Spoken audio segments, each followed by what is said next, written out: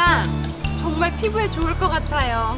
체리요, 아이들 건강에 최고예요. 우리 아들이 진짜 좋아해요.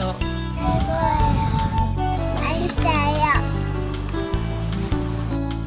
맛과 영양이 뛰어난 체리는 특히 안토시아닌과 멜라토닌과 같은 기능성 성분을 많이 함유해 소비가 지속적으로 늘고 있습니다. 하지만 체리 재배 농가에서는 열매 터짐 현상으로 상품성에 큰 타격을 입어왔는데요. 이를 예방할 수 있는 새로운 기술이 개발됐습니다. 바로 토양의 수분 증발을 조절하고 병해충 발생을 줄여 체리의 품질을 높이는 체리 비가림 시설 재배인데요.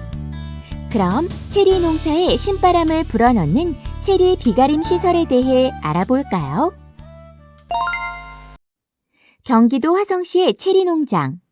8년째 체리 농사를 짓고 있는 김기태 씨는 4년 전 체리 비가림 재배를 통해 10아르의 밭에서 1000kg을 수확하고 열매 터짐 현상도 훨씬 적어져 비가림 재배 전보다 3배 이상의 소득을 올리고 있습니다.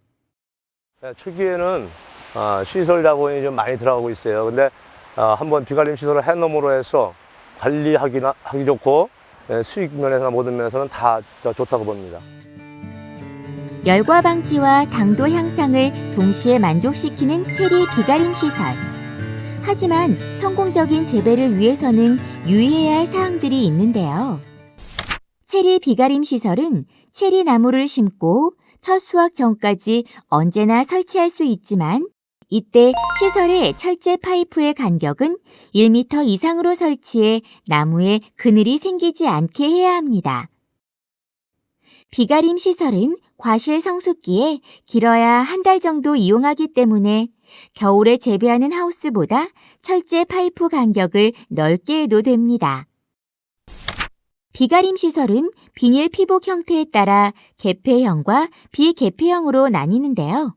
개폐형의 경우에는 초기 시설비는 많이 들지만 비닐을 여러 해 동안 사용할 수 있어 매년 비닐을 새로 씌워야 하는 비개폐형보다 노동력과 비용 절감의 효과가 있습니다. 비가림 시설의 비닐 피복은 과실의 색깔이 변하기 시작하는 수확 3, 4주 전부터 체리 수확이 끝날 때까지 합니다. 비가림 재배를 하실 때는 반드시 과실을 수확하고 난 다음에는 천정에 있는 비닐을 완전히 열어주시는 것이 하나의 비가림 재배에 있어서 성공에 큰 그 열쇠를 쥐고 있다, 이렇게 얘기할 수 있습니다. 이제 비가림 시설로 햇빛이 차단된 상태에서 체리가 예쁜 색깔을 내게 하기 위해서는 별도의 빛을 보충해주는 반사필름을 설치해야 하는데요. 반사필름은 알루미늄 호일 계통의 반사필름과 특수섬유 계통의 다공질 필름이 주로 이용됩니다. 알루미늄 호일 반사필름은 빠른 시간 안에 착색을 촉진시키는 효과는 있지만 강한 빛에 의해 나뭇가지가 햇빛에 타는 일소 현상이 생길 수 있기 때문에 2주 정도만 사용하고 치우는 것이 좋은데요. 이에 비해 다공질 필름의 경우에는 반사 효과뿐만 아니라 광 개선 효과, 그리고 공기는 통과시키고 물은 통과시키지 않아 수세 조절에도 좋습니다. 또 내구성이 알루미늄 호일 반사필름보다 훨씬 강해 수확 후 광 개선을 위해 3, 4개월 정도 사용할 수 있고 다음 해에 재사용할 수 있다는 장점도 있습니다. 수확이 끝난 체리나무는 다른 과실나무에 비해 꽃눈 형성이 빠르게 진행됩니다. 따라서 이듬해 많은 체리를 수확하기 위해서는 수확 후 바로 잎이 햇빛을 잘 받도록 해 꽃눈 형성을 촉진하는 광 개선 작업이 뒤따라야 합니다.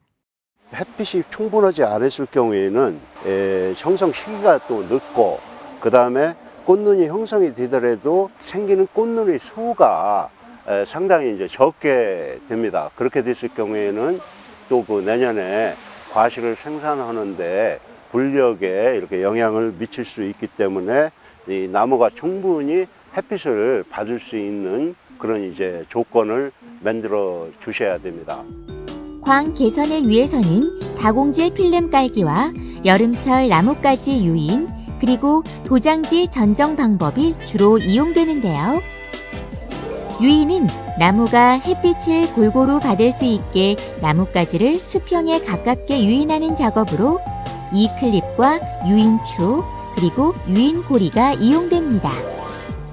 예, 이렇게 이클립이라는 이런 그 유인 기구가 또 있습니다. 요걸 사용하는 경우에는 가지가 우쪽으로 크는 것을 옆쪽으로 이렇게 크는 방향을 돌려줄 수가 있습니다. 조금 목질화가 되어 있을 때는 또 이 클립을 빼주셔야 됩니다. 예, 또 다른 기구는 이런 유인 추를 이용하는 경우도 있습니다. 그 추의 무게에 의해서 가지가 크는 방향이 옆으로 이렇게 불어놓을 수 있게 이렇게 이제 키워주는 것입니다.